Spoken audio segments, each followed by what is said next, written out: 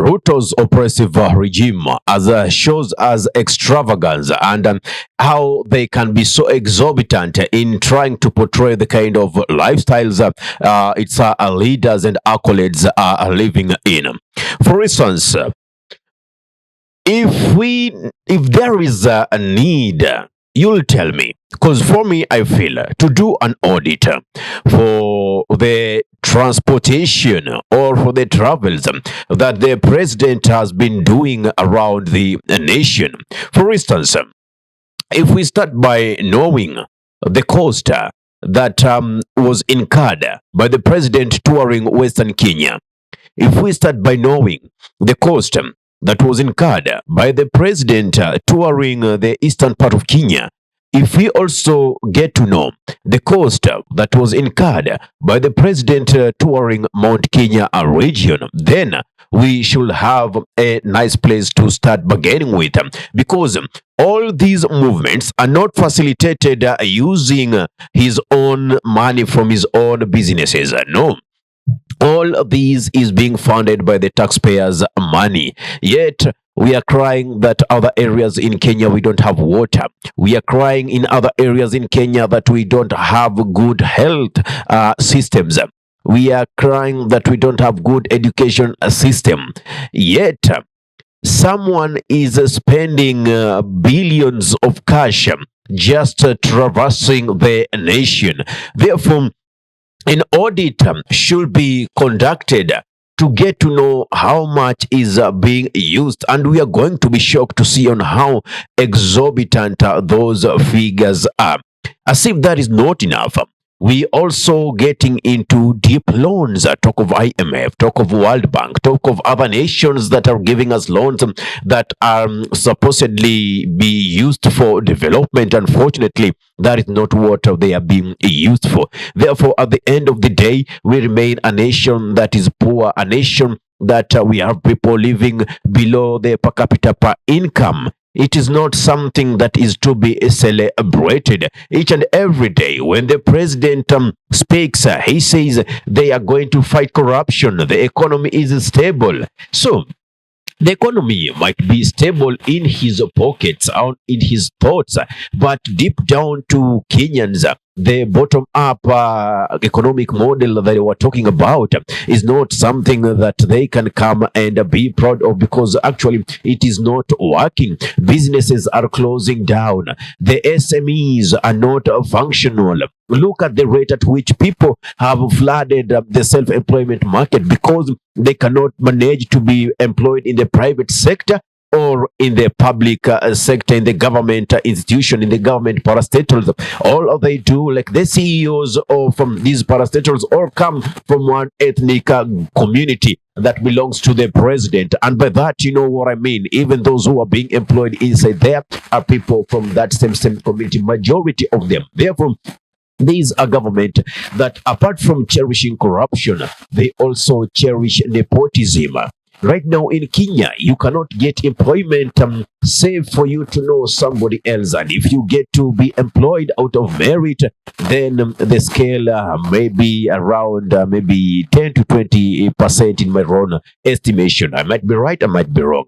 But let us debate on this issue of president spending millions. Look at the choppers that are ferrying him or the team from State House, from Nairobi to other regions. These choppers, most of our members of parliament, most of our leaders do not own these choppers. Therefore, they depend on hiring them. You will not have less than 4 choppers on the air. Look at the fuel that is being used. Now, apart from the fuel being used, look at the rate at which these choppers are being hired per hour. Therefore, these money, like for instance, the president is flying to Meru or to Embu to launch a transformer, or to launch electricity, or to launch water, using billions, using millions. Yet the project itself will cost, let's say, even 20 million, 10 million. So why can't we just have some system whereby let us get the true facts and figures that a certain project may cost?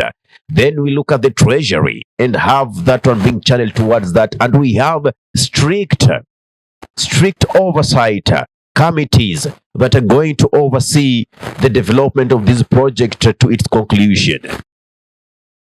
We have a government whereby all they do is deals. They cut deals.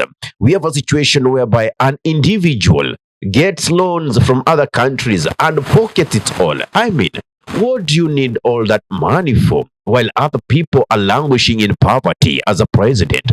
Does that make you a human? If you are a human, you need to have human character. But there is no way you're becoming a human, but then even the animals that are domesticated are so humane than you are. How do you feel as a president when your people are living below per capita income? How do you feel as a president when the people you lead cannot access clean water? How do you feel as a president when the people you lead cannot access good medical care? How do you feel as a leader when the people you lead cannot get good education? It is so frustrating. All the government can think of is operation.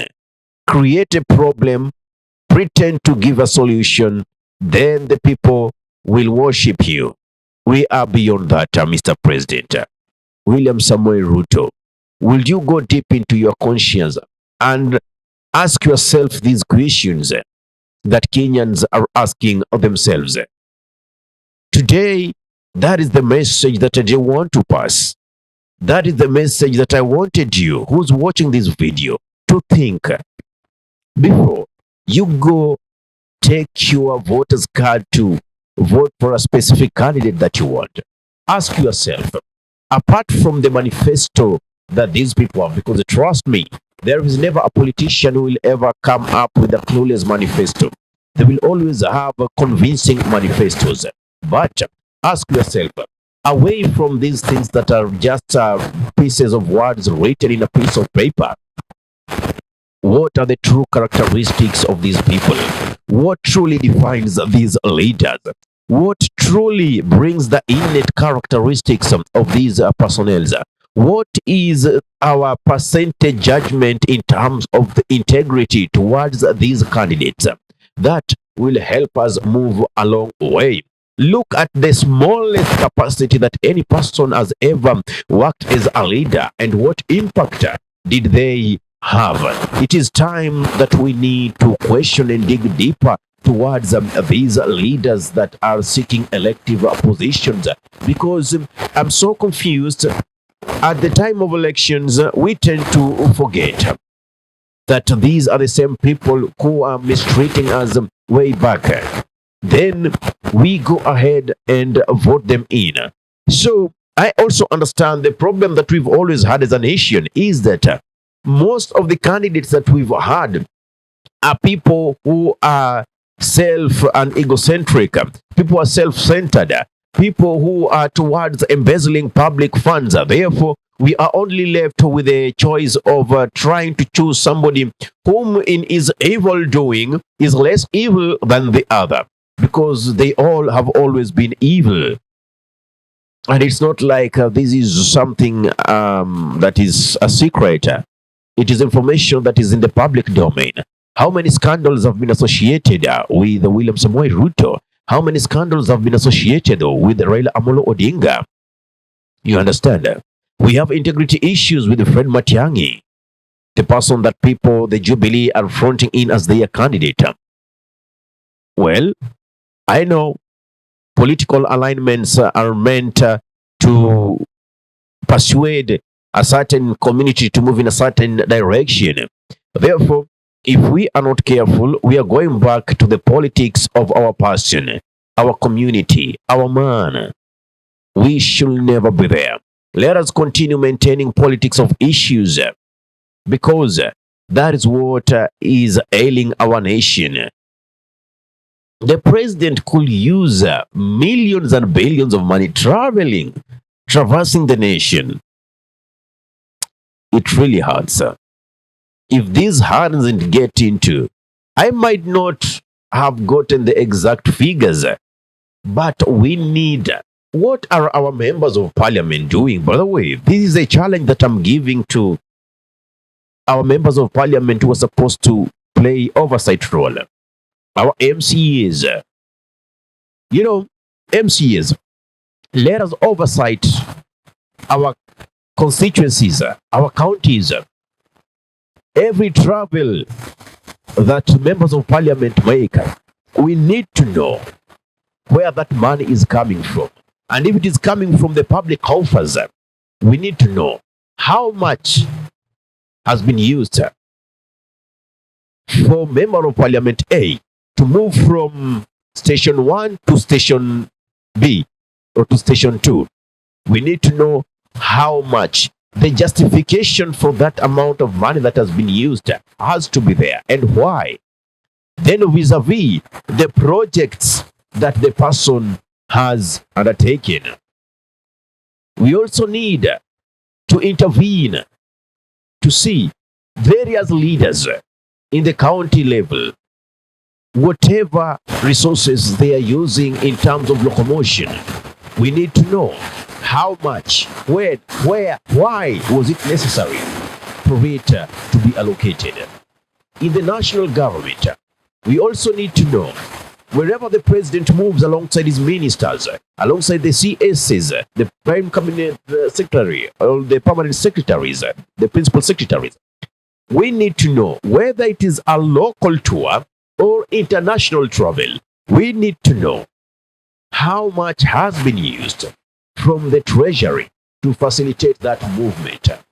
The Auditor General needs to give us all that information.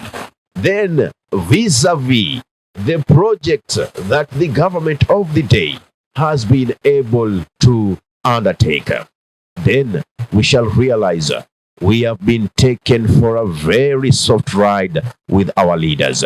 A lot of money is being embezzled on those offices, whereas here on ground we are really suffering. I don't know what's your take on this. I don't know what you think about this. If you think I'm right or wrong, kindly give me your thought in the comment section below. If you're watching from our YouTube channel, kindly subscribe and press the notification button so anytime that we are live or we upload content of this nature, you'll be the very first person to be notified. Kindly, you can also suggest better ways in which we can better our nation. Ahmed Khalid is my name for the Unscripted Talks here in DURB Radio. Assalamu alaikum warahmatullahi wabarakatuhu.